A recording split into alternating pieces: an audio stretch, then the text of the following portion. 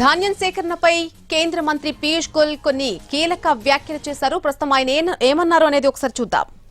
पहली बात तो फूड कॉर्पोरेशन ऑफ इंडिया ने सभी राज्यों के साथ एमओयू किया हुआ है।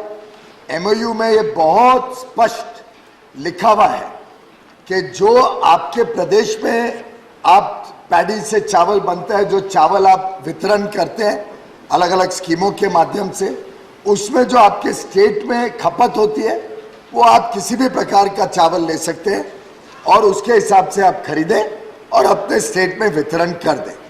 अगर आपके स्टेट में अधिक चावल बनता है जो आपके स्टेट की खपत से ज़्यादा है, जैसे कि पंजाब, हरियाणा, मध्य प्रदेश, तेलंगाना, उड़ीसा और आज के दिन तो देश भर में लगभग कई राज्य हो गए हैं जहाँ अधिक चावल बनता है।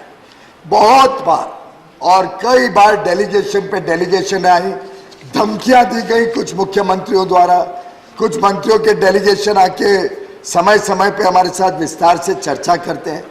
हमने एकदम कंसिस्टेंट और स्पष्ट स्टैंड लिया है।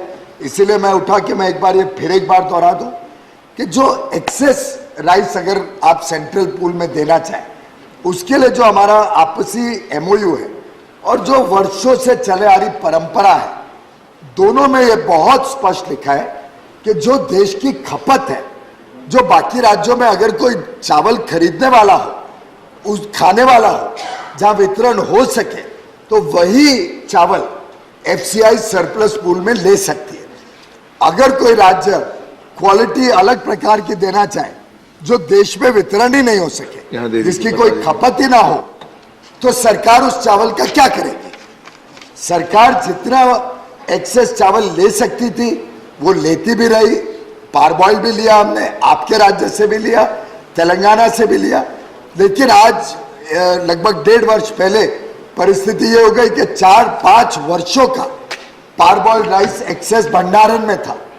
उस समय सभी राज्यों को सूचित कर दिया गया पहले से कि एक्सेस राइस हम सिर्फ रॉ राइस के रूप में ले पाएंगे।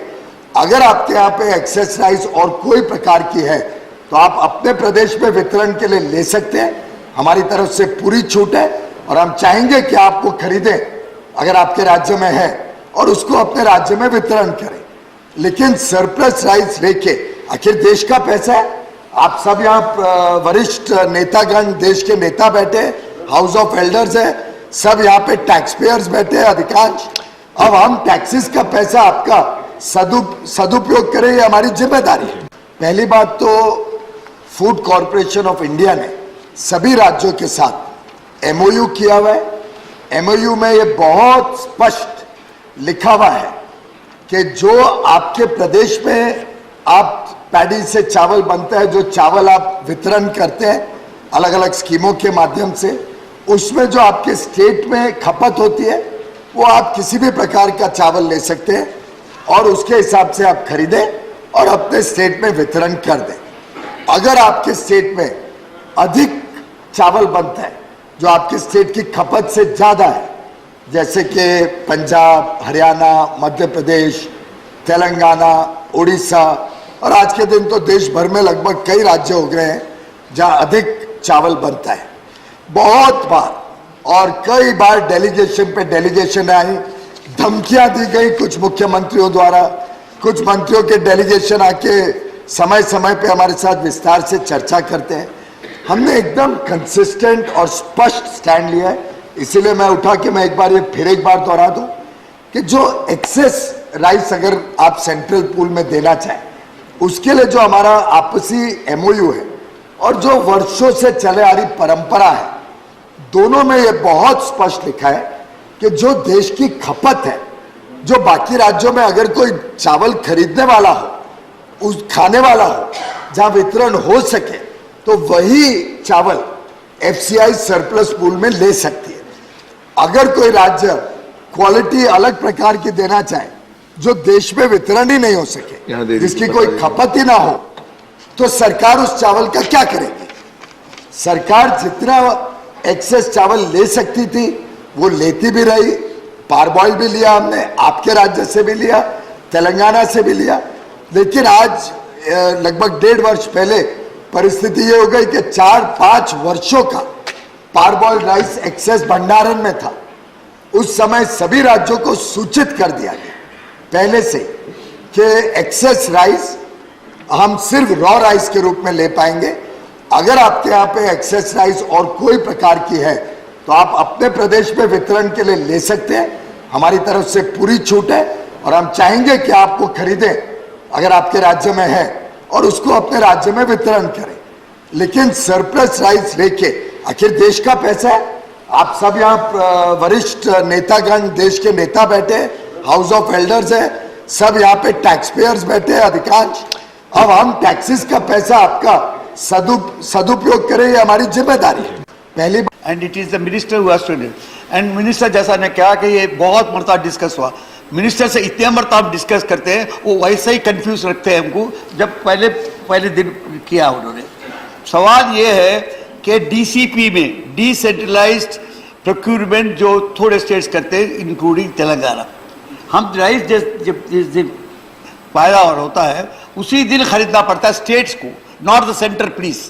स्टेट खरीद के उसको मिलिंग करने के बाद हम आपको एफसीआई को देते हैं when it is marketable surplus. पैसा कब मिलता है? पहले या मैं देता हूं उस दिन जून में, आप देते हैं अगस्त में। इसीलिए हमने यही पूछा आपसे, यही क्वेश्चन ये है, will the government consider telling us we will buy so much of quantum of rice from you? Because number two, the basic question is, it is paddy in the entire literature of yours. There is no rice littered in the MOU or in the constitution, in the law, in the books. It is paddy. When you are saying paddy, there could be a paddy which is a broken paddy, a paddy which is a fine rice paddy, it could be a paddy which is a good variety. Thank you, Kesavji. Please, what please, we have a please. variety, Thank you. and Odisha has a variety Thank which you. goes to boil. Thank you.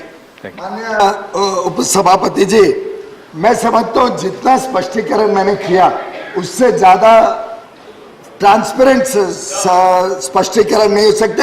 हाँ, अगर कोई choose करे कि समझना ही नहीं है तो ना समझ के बारे में तो मेरे पास कोई इलाज नहीं है।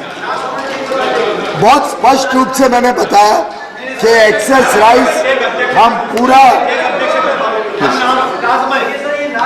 आपको क्यों लग रहा है आपके लिए बोला? आपको क्यों लग रहा है कि मैं आपके लिए बोल रहा हूँ? मैं सोच रहा हूँ शायद सोम प्रकाश जी नहीं समझे हो, प्लीज आपस में बात न करें। माननीय मंत्री जी प्लीज प्लीज आपस में बात न करें।